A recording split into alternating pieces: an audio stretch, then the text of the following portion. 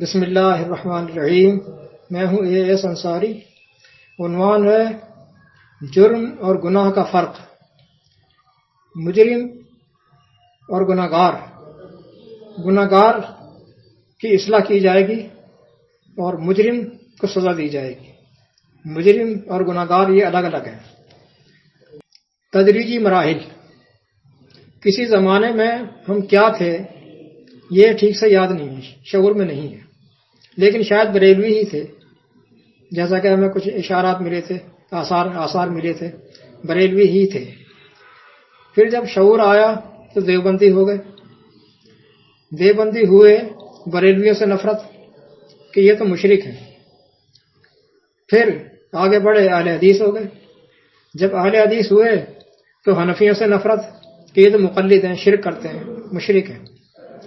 پھر جماعت المسلمین میں چلے گئے، جماعت المسلمین اس میں چلے گئے تو سارے ہی مشرک۔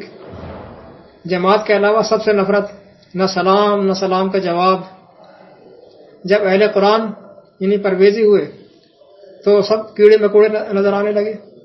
مجوسی زدہ، ملائیت کے پیروکار، ملا جب تمام دائروں سے باہر آئے، قرآن کو اپنی آنکھ سے دیکھا تو معلوم ہوا کہ حقیقت کیا ہے۔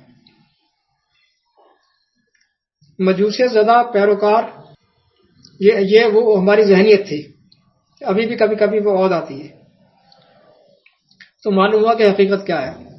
حقیقت کھوجنے کے لیے ان تمام دائروں سے باہر آنا پڑے گا۔ یہ تو میرے بھائی آپ لوگ سمجھ لیجیے، دائرے میں رہیں گے تو حقیقت نہیں ملے گی۔ وہ دائرے چاہے جماعت کہلاتے ہوں، چاہے بزم کہلاتے ہوں، جماعت یا بزم طول اسلام کہنے سے آپ دائرے سے کے اندر ہی ہیں، دائرے سے باہر نہیں گئے، وہ بھی ایک پارٹی ہی ہے۔ قرآن ہمیں اخلاق کی بلندی کی دعوت دیتا ہے۔ اس نقطے کو اچھی طرح ذہن میں رکھیں کہ قرآن میں جب بھی، یعنی یہ میں ٹیکنیکل بات بتا رہا ہوں یہاں کہ قرآن میں جب بھی مذکر واحد مخاطب کا کی ضمیر، تو اس سے مراد صاحب قرآن کی کامن حیثیت ہوگی۔ صاحب قرآن یعنی جن پر قرآن نازل ہوا ان کی کامن حیثیت ہوگی۔ یہ ایک ٹیکنیکل بات بتا رہا ہوں تو ہر جگہ کام آئے گی۔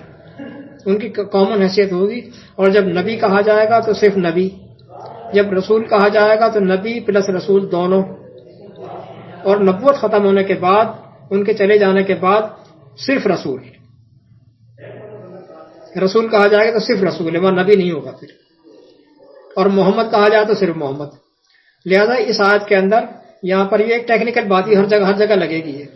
یہاں دیکھیں آپ، وَإِنَّكَ، یہ کا کی ضمیر آ گئی نا، وَإِنَّكَ لَعَلَىٰ خُلْقٍ عَظِيمٍ 68/4۔ آپ یقیناً خلق عظیم کے مرتبے پر فائز ہیں۔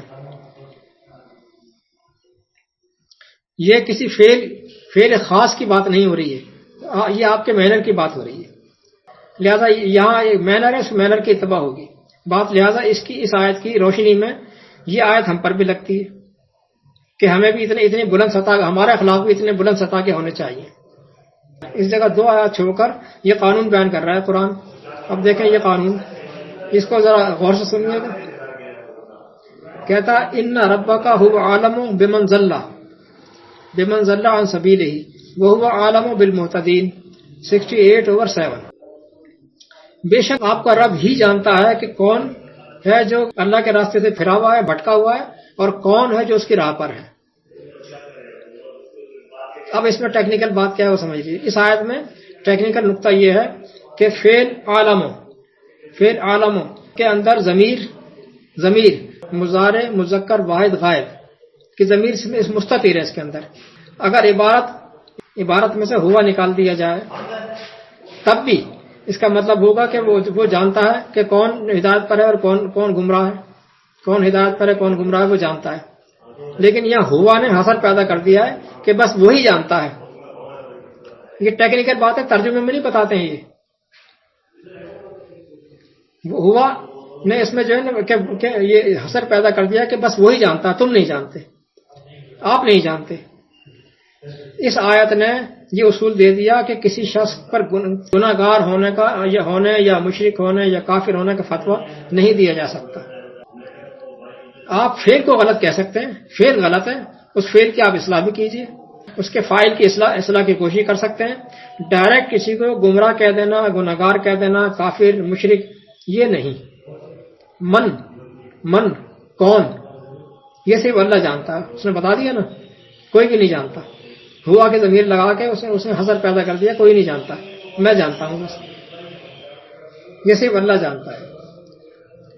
آپ سوچ رہے ہوں گے کہ کس گناہگار ہونے کو جب کوئی جانتا ہی نہیں ہے، جان ہی نہیں سکتا، تو پھر یہ دنیاوی سزائیں کس کے لیے، یہ کس کے لیے رکھی ہیں؟ سوال تو بن رہا ہے نا یہ بھی۔ اس بات کو بھی اچھی طرح سمجھ لیجئے کہ دنیاوی سزائیں گناہگار کے لیے نہیں، دنیاوی سزائیں گناہگار کے لیے نہیں ہیں، مجرم کے لیے ہیں، مجرم کے لیے۔ مجرم وہ ہے جو پبلک ایکٹ کی خلاف ورزی کرتا ہو۔ ایک شخص وہ ہے کہ مزارات پر جا کر چادریں چڑھاتا ہے، وہ مجرم نہیں ہے۔ اللہ کا بیٹا مانتا ہے، وہ مجرم نہیں ہے، اس کے خلاف پولیس ایکشن نہیں ہوگا۔ جس فعل کے خلاف پولیس ایکشن ہو وہ ہوتا ہے جرم۔ مجرم وہ ہے کہ جو چلتے لوگوں کا گریبان پکڑ لیتا ہے، لوٹ مار کرتا ہے، جسے عرف عام میں بدمعاش کہتے ہیں، لوگوں سے نوسر بازی کرتا ہے، پبلک بلیک مارکیٹنگ کرتا ہے، آفیسر اپنی ڈیوٹی پوری سر انجام نہیں دے رہا، اس میں جو ہے وہ ہیرا پھیری کرتا ہے، رشوت خوری کر رہا ہے، عوام کو انصاف نہیں دے رہا، یہ ہے سارے مجرم۔ اللہ کے ہاں جو پکڑ ہوگی تو ہوگی، یہ یہاں بھی ان کی پکڑ ہوگی، یہاں ان کے خلاف ایکشن لیا جائے گا، یہ ہے مجرم۔ جو اللہ کے ساتھ کفر کر رہا ہے، اللہ کے ساتھ شرک کر رہا ہے، اس کو ہم صرف بتا سکتے ہیں، سمجھا سکتے ہیں، اس شخص کو نومینیٹ کر کے گمراہ، کافر، مشرک نہیں کہہ سکتے، یہ ہمارے اختیار سے باہر ہے۔ اگر ایسا کہیں گے تو ہم فاسق کہلائیں گے، اپنے اختیار سے اوپر چلے گئے، بجائے اس کے کہ ہم جو ہے اللہ کے مجرم ہو جائیں گے، اللہ کے۔ بالکل اسی طرح جس طرح ہم کسی کو مومن اور متقی نہیں کہہ سکتے، ہم کسی کو مومن اور متقی بھی نہیں کہہ سکتے، خود کو بھی نہیں۔ واللہ اعلم بمن اتقى، اللہ ہی جانتا ہے کہ کون متقی ہے، 53/32۔ ہم اپنے آپ کو بھی نہیں کہہ سکتے، نہ مومن کہہ سکتے ہیں نہ متقی کہہ سکتے ہیں۔ ایون کسی نبی رسول نے بھی نہیں کہا کہ میں مومن ہوں۔ دیکھیں کتنی گہری بات ہے یہ۔ بالکل اسی طرح جیسا کہ 68/7 میں کہا کہ وہی جانتا ہے کہ کون گمراہ ہے۔ اب اخلاقیات کی جھلک دکھاتا ہوں میں آپ کو قرآن سے۔ آپ جانتے ہیں کہ آخرت میں ایمان، آخرت پر ایمان کتنا بڑا جزو ایمان ہے، آخرت پر ایمان ہونا، کہ جس کا آخرت پر ایمان نہ ہو تو ہم اسے کتنی بری نگاہ سے دیکھتے ہیں، کتنا بڑا جزو ایمان ہے۔ ایسا شخص جو اس کو ہم دہریہ کہتے ہیں، ایتھیسٹ، قرآن کیا کہہ رہا ہے مومنین سے کہ ان سے بیہیویئر کے بارے میں، کہ تم نے کیسا بیہیویئر کرنا ہے ان سے، یہ سنیں۔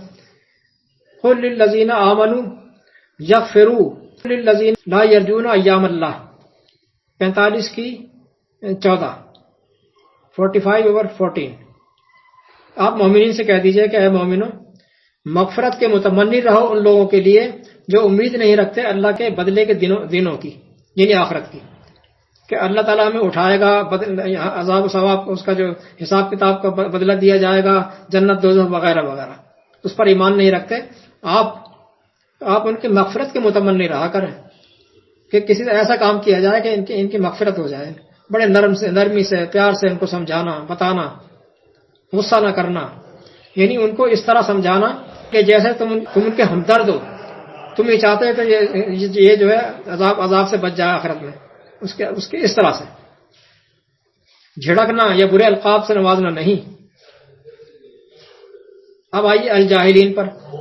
الجاہلین کو آپ جانتے ہیں کہ کن کو کہا جاتا ہے نا؟ مشرکین مکہ کو کہا جاتا ہے الجاہلین۔ کن کو کہا جاتا ہے آپ اچھی طرح جانتے ہیں، جو جانتے بوجھتے جہالت پر اتر آئے، اڑ جائے، جان بوجھ کر نادان بن جائے، تو بجائے ان پر غصہ کرنے کے یا ترش کلامی کرنے کے کیا تربیت دے رہا ہے قرآن؟ جب وہ ہٹ درمی پر اتر آئے تو مومنین پھر ان سے کہتے ہیں کہ کیا کہتے ہیں لنا اعمالنا ولکم اعمالکم، اچھا ٹھیک ہے، چلو ہمارے اعمال ہمارے لیے، تمہارے اعمال تمہارے لیے۔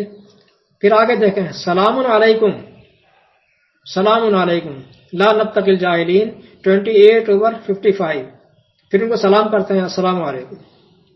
ہم نادانوں سے بحث نہیں کرتے، معاف کر دیں ہمیں. سلام علیکم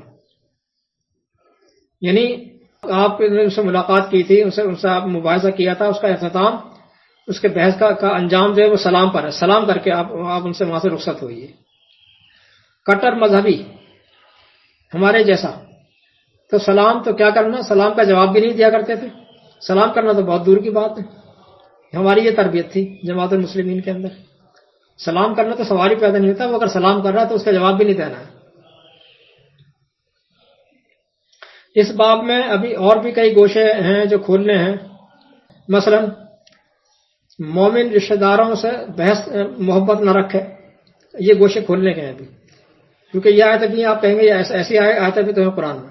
مومن رشتہ داروں سے محبت نہ رکھے، جو اللہ رسول کے دشمن ہیں تم بھی ان سے دشمنی رکھو. یہود نصارہ کو اپنا دوست نہ بناؤ، میرے اپنے دشمنوں کو اپنا دوست نہ بناؤ. اس قسم کی آیات ہیں. پھر ان کے لیے کیا حکم ہے، یہ انشاءاللہ ہم عرض کریں گے دوسری قسط میں. والسلام.